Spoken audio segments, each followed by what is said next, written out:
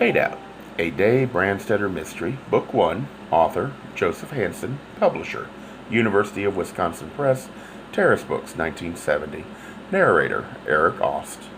Chapter 6. The Pima Motor Inn imitated a mission. Cloisters, thick whitewashed walls, strings of painted gourds beside the doors, black iron latches and hinges, black iron grillwork on the deep-set windows, worn Indian rugs on the cracked tiled floors. Now, after 10 days of rain, the place was so damp the walls felt soft. Moss grew in the shower. He didn't care, telling himself, Christ, he'd lost weight these last weeks. He knew all that mattered was that the place wasn't his. His and Rod's. Madge Dunstan had been right. He ought to have left the house, sold it. It had been a bad place for him to stay from the moment he'd learned Rod was never coming back to it alive. Empty, worse, haunted, because the emptiness hurt, but not so much as the regret, and that wide, white, wickerwork bed of theirs. Regret took the place of sleeping, and at the table in the brick and copper kitchen, the place of eating. It made him refuse to pick up the phone, unable to pick up the phone, unable, if he had picked it up, to talk, even less able to talk to anyone, even Madge, face to face, regret. Because, as he had told the girl in the car this afternoon, 20 years was a long time. In 20 years, you could say and do a lot you wish you hadn't. In 20 years, you could store up a lot of regrets. And then, when it was too late, when there was no one left to say, I'm sorry to. I didn't mean it to. You could stop sleeping for regret. Stop eating, talking, working for regret. You could stop wanting to live. You could want to die for regret.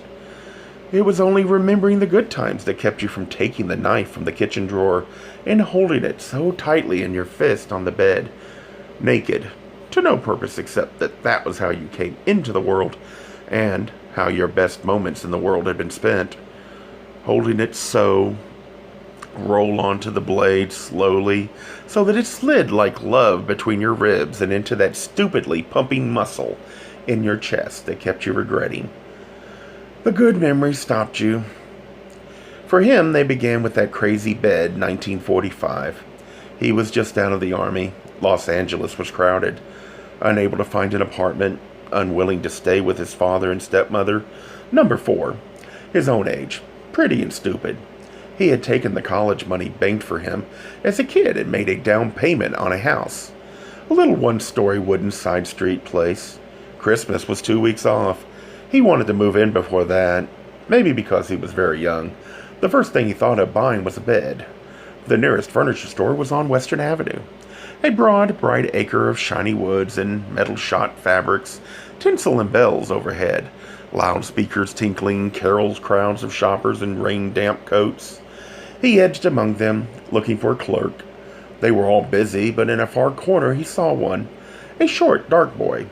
Finishing his sale, the boy took crumpled bills from a worried-looking Mexican woman, punched the cash register, handed the woman her change and her receipt, and gave her a smile, dazzling. I want you, Dave thought, and wondered if he'd said it aloud because the boy looked at him. Then, over the heads of a lot of other people, straight at him, and there was recognition in the eyes, curious, opaque eyes, like bright stones in a stream bed. He ignored the other customers. He came to Dave. May I help you? 0 for originality. I'm looking for a bed. For a second, the start of a smile twitched the boy's mouth. It didn't develop.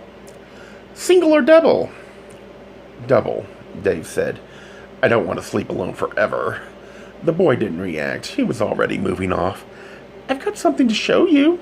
It turned out to be extra wide. Dave laughed. I didn't say I wanted to sleep with an army. I hope that's over with. Wait, the boy said. Let me tell you about this bed. See, most of the furniture in this place is put together with wooden pegs and glue. Wartime restrictions. But this bed is built. It's pre-war.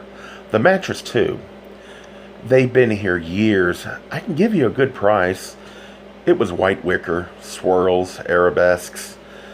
I'll feel like I'm waking up every morning in my bassinet, he said. The boy let the smile develop now. Not if you've got somebody with you. Seriously, isn't it a little cheechy for a male? The boy shook his head. Use rough fabrics for the spread and curtains. Plain colors. Will you help me pick them out? I'm sorry. He meant it. That's in another department. Dave felt lost. The boy saw it and laughed. Don't look so worried, he began, writing out the sales slip. You can do it. Just stay away from yellow. With your coloring, blues would be right for you, but too cold with white. Try burnt orange. He looked up. Name, address. They painted the walls burnt orange, had a spread made to match and curtains of white muslin, because the boy did help him pick out the fabrics and the paint, not for the bedroom only, for the rest of the place too, and to remodel it, something Dave wouldn't have thought of. It was a shambles on Christmas Eve, the floor strewn with tatters of old wallpaper, rumpled tarpaulins, dribbled paint cans, buckets of plaster, brushes, putty knives, crowbars. He didn't care. He couldn't have been happier. When he'd seen Rod first, talked to him first, heart running quick as a watch, mouth dry, he had told himself, this will be good for exactly one sweet night. The kid was feminine, a flit, nobody he could live with, a decorator for Christ's sake, one cut above a hairdresser. But Christmas Eve, lying naked and warm against Rod in that preposterous bed, both of them with the smell of paint in their hair that no amount of showering would take out, listening to the church bells off across the rainy midnight city, he understood he had been wrong. No, it hadn't gone on long yet, only 2 weeks, but he knew, they both knew, it was forever. Now, sitting lonely in the limp and faded blue corduroy bathrobe Rod had given him a dozen birthdays ago, sitting, smoking a cigarette on the edge of one of the super soft twin beds in the damp white room of the Pima Motor Inn, he reflected wryly that what they'd both been too young to know was the meaning of forever. It was what he tried to tell the girl in the car today, how two people could wear on each other in small ways. Little kid habits, like Rod's of leaving things, clothes he'd taken off, magazines he'd read, pans he'd cooked in, right where he dropped them, of forgetting chores, the dirty dishes, the greasy stove, when it was his turn to do them, the look of wide-eyed hurt when Dave lost his temper and bawled him out, as if, he thought now, they'd meant anything, done or undone. Rod had adored the loud, shiny, successful Broadway musicals and record shops, while Dave sweated out a choice between Mazian's new chronochrome and an E. Power Biggs Buxtehude organ recital. Sure, they couldn't afford either. Rod, with cries of glee, would gather armloads of glittering original cast albums and play them morning, noon, and night, until Dave threatened to smash them over his head for every recital of Schönberg songs or Gesualdo madrigals Dave took him to. Rod dragged Dave to half a dozen brassy pajama games, gypsies, most happy fellas, where Dave sat in the dark with clenched teeth, groaning for the end. Rod's taste in films had been even worse. He'd worshipped a dim galaxy of minor screen queens, would sit up half the night in the blue glow of the television set, enchanted by the tired wisecracks of Iris Adrian or Marie Windsor and forgotten RKO second features of the 30s. The cigarette was burning. His fingers, he mashed it out in the ashtray and sighed grimly. He was thinking wrong again, regretting again. Sorry for his sourness at Rod's harmless games. Actually, he'd had fun out of them too, because happiness with Rod splashed over. Less easy to understand was why Rod had put up with him.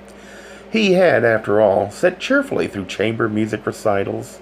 Dave knew boredom, trudged amiably at Dave's heels through long galleries of paintings and sculptures that meant nothing to him, listened while Dave read aloud articles on science and war and politics he didn't grasp a tenth of, breathed quietly but awake through hours of static avant-garde films and ancient flickering Dreyer and Griffith classics, with never a murmur of protest, murmur of protest.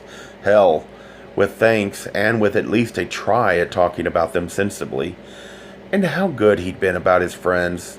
The ones Dave had scattered because Rod's taste in people was appalling. Dave didn't need a second evening with any of them to know he couldn't stand it. The giddy mannerisms, the worn-out camp cliches that passed for wit, the shrill, empty chatter about women's clothes, and Judy Garland, not to mention the whimpering 2 in the morning phone calls from Lincoln Heights jail for rescue from the detectives they'd made passes at. When Dave had slammed the door on some and hung up the phone on the rest, Rod had told him with a wan smile, "They think you're an ogre." "I am," Dave said. "I eat boys, but very selectively. Come here, let me show you." So there had been mostly only the two of them. It had been enough. After all, the musicals hadn't all been bad, nor the recitals all boring, and the Yvonne DiCarlo costumes were funny. And Rod's eyes had shone at the glitter of golden jewels in the art treasures of ancient Turkey exhibit, and all the reading hadn't been sternly informational. They'd liked sharing detective stories, Arthur Crook, Nero Wolfe, Miss Marple. Characters he wouldn't read about again because they wouldn't speak the same without Rod's voice. He read well. If he hadn't been so Nelly, he'd have made a fine actor, but it hadn't been possible to school out of him all the femininity. David tried. So had Rod. The affectations went, but what underlay them was ingrained, real, himself. Dave gave up trying after a while. Age took care of it to some extent. Death took care of it completely. No! That was how he mustn't think. Tears came hot into his eyes. He got up and walked the room. Remember something else, for God's sake.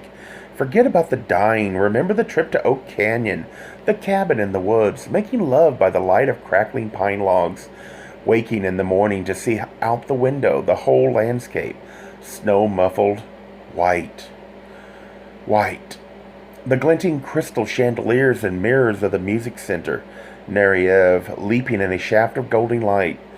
The glow of pride when Rod was able to open that first small shop of his.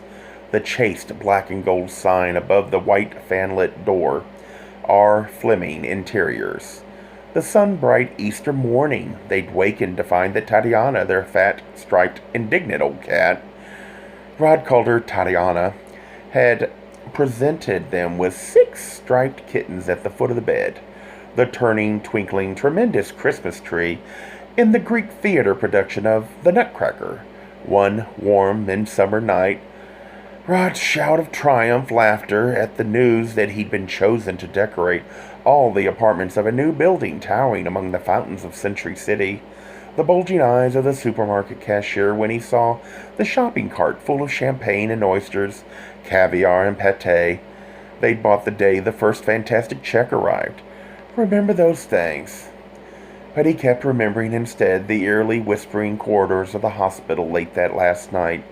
The smells of the hospital kept seeing sharp and photographic, his own feet in their scuffed brown loafers pacing up and down after hour outside the door of the room where Rod's cut and gutted body lay mindless with drugs, but still feeding the spreading burgeoning red horror that would not die until it killed the thing it fed on.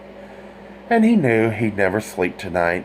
He got the pint of Old Crow from his suitcase, poured steeply from it into the clear plastic bathroom glass, added a twist of tap water, then took from the dresser top Fox Olson's script and got into bed. Not soon, but sooner than he would have thought, he began to laugh. Gay Mysteries audiobooks. I think it is easy to hate a label, but a face humanizes the word. So this effort is twofold. To offer comfort to those like myself that your world didn't end because you don't fit into the view of acceptable society on both sides.